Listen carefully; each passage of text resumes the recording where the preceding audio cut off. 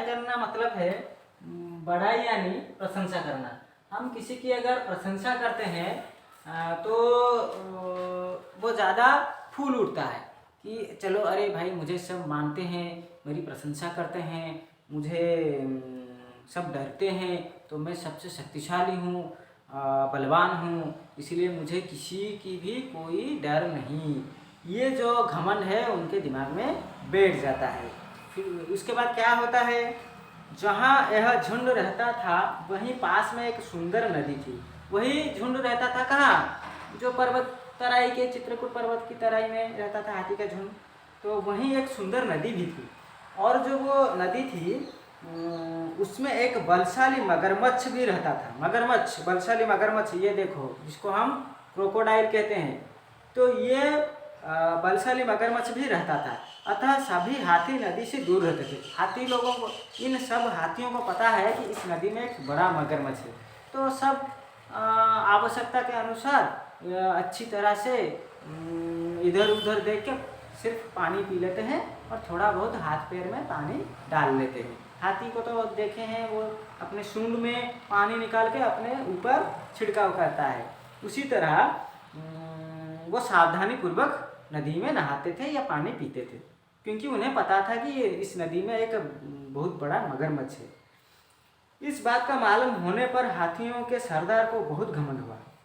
उसने सभी हाथियों से कहा, तुम सभी निडर होकर नहाओ, लेकिन कई अन्य हाथियों ने मना कर दिया। तो ये जो हाथी झुंड में जो सरदार था, जो कि अपने सरदार की जो स्थिति को लेकर बहुत घमंड करता था, तो वो सोचा कि, और सबको बताने लगा, अपने झुंड के जितने भी सदस्य हैं उनको कहने लगा, आप लोग निडर होकर नहाइए, मैं हूँ, डरने की कोई बात नहीं। यह बलशाली। लेकिन कई हाथियों ने मना कर दिए, अरे हमको अगर मगरमच्छ ने पकड़ लिया तो ये कैसे बचाएगा, ये सोचकर सब मना कर दिए।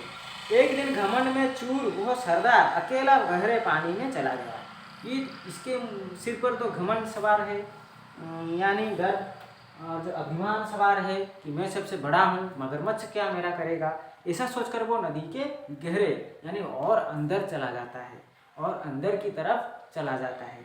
इसके बाद क्या होता है, अन्य हाथी भी किनारे पर नहा रहे थे। इसी प्रकार कई दिनों तक उनका नहाना चलता रहा। एक दिन एक बुजुर्ग हाथी ने सरदार एवं अन्य हाथियों को काफ़ी समझाया, लेकिन वो सरदार घमंड में इतना चूर था कि किसी की बात ही नहीं मानता था। एक जो बुजुर्ग हाथी है, बुजुर्ग लोग हमेशा समझदार होते हैं, वो हमसे ज़्यादा अधिक कुछ जानते हैं। तो वो खतरे की अंदेशा को जानकर वो हाथी ने बोला कि ज़्यादा गहराई में मत जाओ, सब किनारे पर नहाओ, सावधानी से नहाओ, तो सुरक्षित रहेंगे और वापस आएंगे।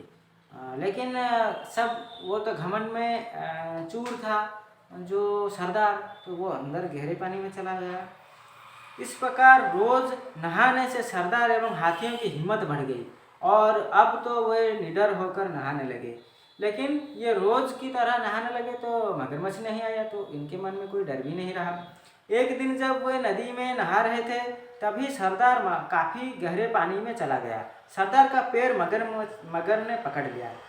सरदार ने पैर छुड़ाने की काफ़ी कोशिश की, लेकिन मगर ने हाथी का पैर नहीं छोड़ा और वह दर्द से चिल्लाने लगा।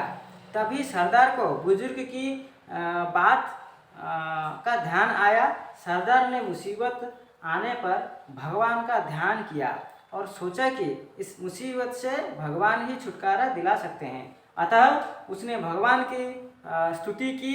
भगवान ने जब यह देखा कि हाथी मुसीबत में है, तो भगवान आए और हाथी को मगर से छुटकारा दिलाया।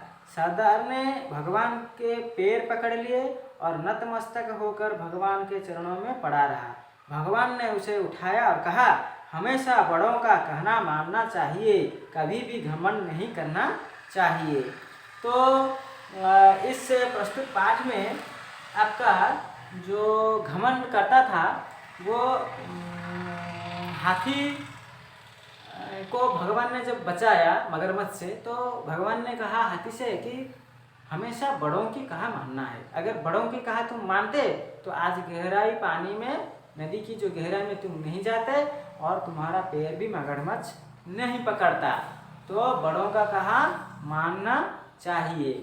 इसी तरह कुछ शब्दार्थ हैं। मुसीबत यानी परेशानी, नतमस्तक यानी झुककर नमस्कार करना। तो हाथी ने नतमस्तक होकर किसको नमस्कार किया? भगवान को।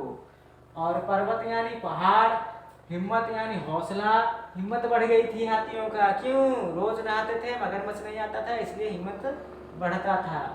निडर यानी निर्भय, साहसी, घमंड के कारण वो निडर हो गए थे। और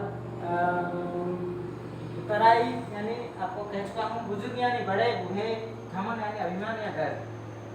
तो ऐसे ही